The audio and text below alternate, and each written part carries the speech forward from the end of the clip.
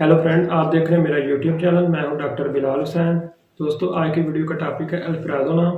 अल्प्राज़ोलाम को मार्केट में एलप, जेनेक्स और न्यूजियम के नाम से जाना जाता है और इसमें इसकी स्ट्रेंथ जो होती है वो 0.25, 0.5 और 1 मिलीग्राम होती है। थेराप्यूटिक ग्रुप अल्प्राज़ोलाम का उनको हमने 5 कैटेगरी में डिवाइड किया होता है। पहली कैटेगरी का नाम है साइकोलेप्टिक। साइकोलेप्टिक ऐसी अद्वियात को कहते हैं जो कि आपके दिमाग पर असरअंदाज होती हैं। दूसरी कैटेगरी में जो नाम आता है वो एंटी साइकोटिक होती है। एंटी साइकोटिक ऐसी अद्वियात को कहते हैं जो साइकोटिक के ट्रीटमेंट के लिए इस्तेमाल की जाती है। मतलब कि जो हम ट्रैंकुलाइजर यूज़ करते हैं वो साइकोटिक के ट्रीटमेंट के लिए यूज़ करते हैं। ट्रैंकुलाइजर ऐसी अद्वियात कहते हैं जो कि सुकूनावर अद्वियात होती हैं। एंज़ोलिटिक ऐसी अद्वियात को कहते हैं जो कि ज़हनी दबाव को कम करने के लिए या रोकने के लिए इस्तेमाल की जाती है। चौथे नंबर पर सेडेटिव आती है। सेडेटिव ऐसी अद्वियात को कहते हैं जो सुकून आवर अद्वियात होती हैं। पाँचवें नंबर पर जो आती है वो हिप्नोटिक होती है। हिप्नोटिक ऐसी अद्वियात को कहते हैं जिनसे गनुदगी हो जाती है या नींद आ जाती है। तो थेराप्यूटिक इनका जो ग्रुप होता है उनकी ये 5 कैटेगरी होती हैं। ड्रग कैटेगरी अल्प्राज़ोलाम की कौन सी है? बेंजोडाइज़ेपिन की ये मेजर ड्रग है। इसके अलावा बेंजोडाइज़ेपिन में लोराज़ेपाम, क्लोराज़ेपाम और इस तरह की अद्वियात भी आती हैं, लेकिन आज का हमारा टॉपिक अल्प्राज़ोलाम है। अल्प्राज़ोलाम को कौन से मकसद के लिए हम इस्तेमाल करते हैं? थेराप्यूटिक यूजेस क्या हैं? अल्प्राज़ोलाम को मोस्टली एंजाइटी के लिए इस्तेमाल किया जाता है और स्टार्ट लो डोज से किया जाता है। दूसरे नंबर पर इसका जो यूज़ आता है उसमें हिप्नोटिक और सेडेटिव इसके इफेक्ट होते हैं। मतलब ये कि इसको हम नींद के लिए, गनुदगी के लिए और सुकून के लिए इस्तेमाल करते हैं। तीसरे नंबर पर जो इसका यूज़ आता है वो एंटेरियोग्रेड एमनीजिया है। मतलब कि ये आपकी मेमोरी को इम्पेयर करती है और जो न्यू मेमोरी होती है उसको भी काफ़ी हद तक अफेक्ट करती है। इसमें ये एबिलिटी होती है कि ये न्यू मेमोरी को भी काफ़ी हद तक इम्पेयरमेंट करती है। चौथे नंबर पर जो इसका यूज़ आता है वो होता है मसल रिलैक्सेंट। हाई डोज अल्प्राज़ोलाम की काफ़ी हद तक आपके मसल को भी रिलैक्स करती है, लेकिन बाद औक़ात ये इसके उल्ट भी हो सकता है। तो इस मामले में इसकी डोज को आपका डॉक्टर या फार्मासिस्ट पहले कैलकुलेट करेगा, फिर आपको इस्तेमाल करवाएगा। पाँचवें नंबर पर जो इसका यूज़ आता है वो एंटी कन्वल्सेंट है। इसमें यह तकरीबन पार्शियली तौर पर असरअंदाज होती है।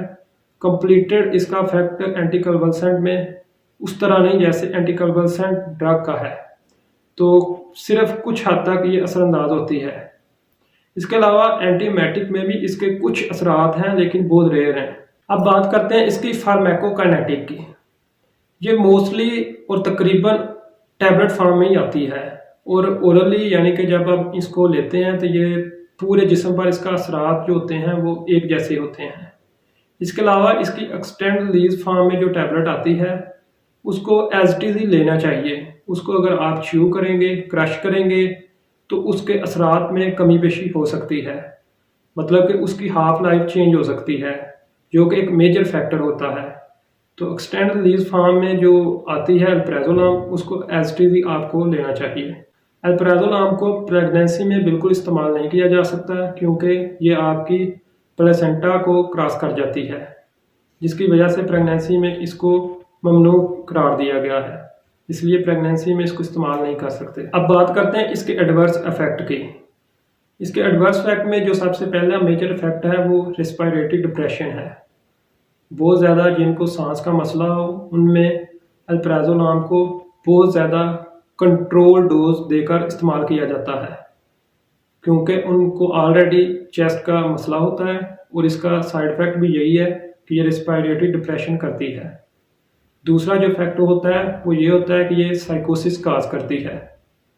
तीसरे नंबर पर इसके ज़्यादा इस्तेमाल से आपको गनुदगी भी हो सकती है। इसके अलावा आपको लाइट हेडनेस, वेट चेंज, कॉन्स्टिपेशन और फोकस करने में इशू हो सकता है। जो पेशेंट अल्कोहल ड्रिंक करते हैं या किसी भी वजह से अल्कोहल लेते हैं तो उनको इसकी डोज बहुत ज़्यादा कंट्रोल हद तक दी जा सकती है, क्योंकि अल्कोहल के साथ इसके असरात बहुत ज़्यादा बढ़ जाते हैं। इसका इफेक्ट बहुत ज़्यादा बढ़ जाता है, जिसकी वजह से अल्कोहलिक पेशेंट को अल्प्राज़ोलाम की कंट्रोल डोज दी जाती है। इसके साथ अगर कोई CNS कि कोई भी ड्रग इस्तेमाल कर रहा है, लाइक एंटी डिप्रेसेंट में कोई भी ले रहा है ड्रग, तो उसके भी असरात इसके ज़्यादा हो सकते हैं। एंटी डिप्रेसेंट ड्रग के साथ अगर इसको इस्तेमाल किया जाए तो इसकी जो एफिकेसी होती है वो बढ़ जाती है।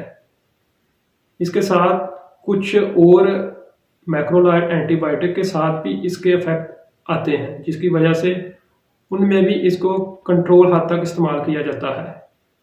अब ड्रग इंट्रैक्शन की बात करें तो अल्प्राज़ोलाम को अल्फ़ा ब्लॉकर के साथ इस्तेमाल नहीं किया जाता, क्योंकि इसके साथ इसके बहुत ज़्यादा इंट्रैक्शन है।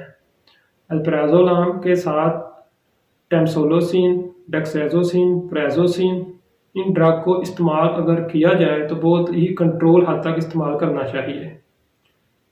इसके अलावा CNS की किसी भी ड्रग के साथ अगर अल्प्राज़ोलाम प्रिस्क्राइब की गई है तो इसको बहुत ही कंट्रोल हद तक इस्तेमाल करना चाहिए, क्योंकि CNS की ड्रग के साथ भी काफ़ी ज़्यादा इसकी इंट्रैक्शन होती है।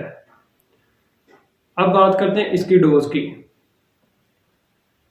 अल्प्राज़ोलाम की जो मोस्टली डोज होती है वो तकरीबन 0.25 से स्टार्ट किया जाता है, और एक दिन में मैक्सिमम जो इसकी डोज होती है वो 4 मिलीग्राम तक ले सकते हैं।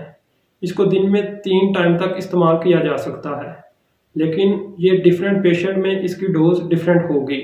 अगर एक पेशेंट की अल्प्राज़ोलाम की डोज मिस हो गई है तो उसको फौरी तौर पर अपनी डोज ले लेनी चाहिए, लेकिन अगर उसको एक डोज दूसरी डोज तक बिल्कुल याद नहीं रही तो फिर उसको डोज मिस कर देनी चाहिए और दूसरी डोज जो है उसको ले लेना चाहिए। अल्प्राज़ोलाम को फौरी तौर पर नहीं छोड़ना चाहिए, इसके विथड्रॉल इफेक्ट आते हैं। अगर एक पेशेंट नींद के लिए इसको इस्तेमाल कर रहा है और उसने इसको फ़ौरन छोड़ दिया है तो हो सकता है उसकी जो पार्शली नींद थी वो बिल्कुल ख़त्म हो जाए, या उसमें कोई भी गड़बड़ होने के चांसेस होते हैं। तो इसको एक रफली मेथड है जो मैं आपको बताता हूँ। 3 दिनों बाद 0.5 मिलीग्राम की डोज को कम किया जाता है। फॉर एग्जांपल अगर आप 2 मिलीग्राम अल्प्राज़ोलाम ले रहे हैं तो 3 दिन बाद आपने 0.5 मिलीग्राम कम कर देनी है और 1.5 मिलीग्राम लेनी है। इसके बाद फिर 3 दिन बाद आपने 0.5 मिलीग्राम कम कर देनी है और फिर आप 1 मिलीग्राम दिन में इस्तेमाल कर सकते हैं। इसी तरह आपने तकरीबन इसको टेपर्ड ऑफ कर देना होता है और एट द एंड इसको छोड़ देना होता है। अगर आप इसको फ़ौरन छोड़ देंगे या इसको आप किसी भी तरीके से बिल्कुल इनटेक करना छोड़ देंगे तो आपको इसके विथड्रॉल इफेक्ट आएंगे, इसलिए इसको प्रॉपरली एक तरीके से छोड़ा जाता है। तो उम्मीद है कि आज की वीडियो आपको पसंद आई होगी। मज़ीद इस तरह की वीडियो देखने के लिए हमारे चैनल को सब्सक्राइब कीजिए, कमेंट बॉक्स में कमेंट कीजिए। शुक्रिया।